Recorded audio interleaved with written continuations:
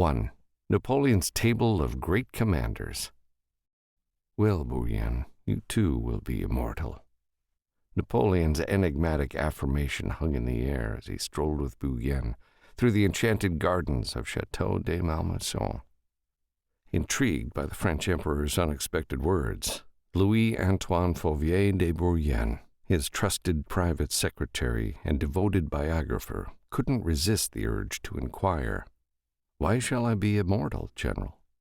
With a faint smirk, Napoleon replied, "After all, Bourrienne, you are my secretary, aren't you?"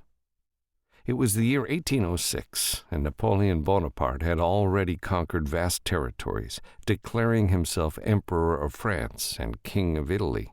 He reigned supreme over Europe, standing atop the pinnacle of continental power.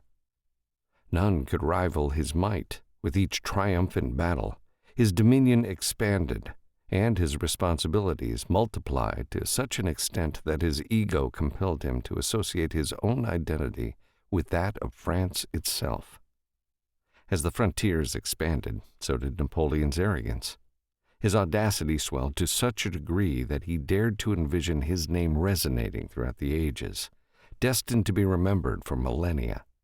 However, Bourrienne harbored no grand illusions of attaining immortality for being Napoleon's secretary and chronicler.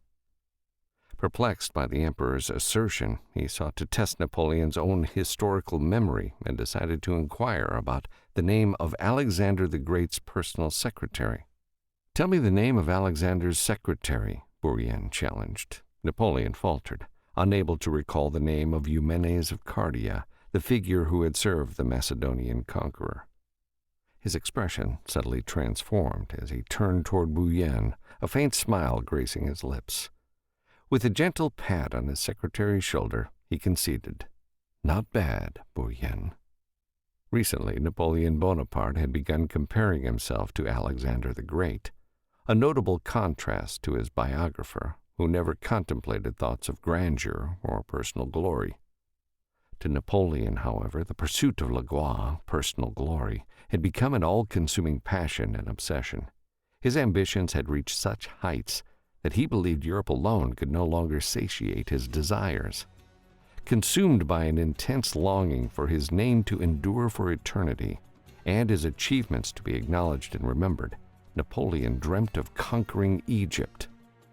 While he rationalized this endeavor as a strategic move to cut off England's important route to India, the true impetus behind this ambition was his aspiration to emulate and follow in the footsteps of Alexander the Great.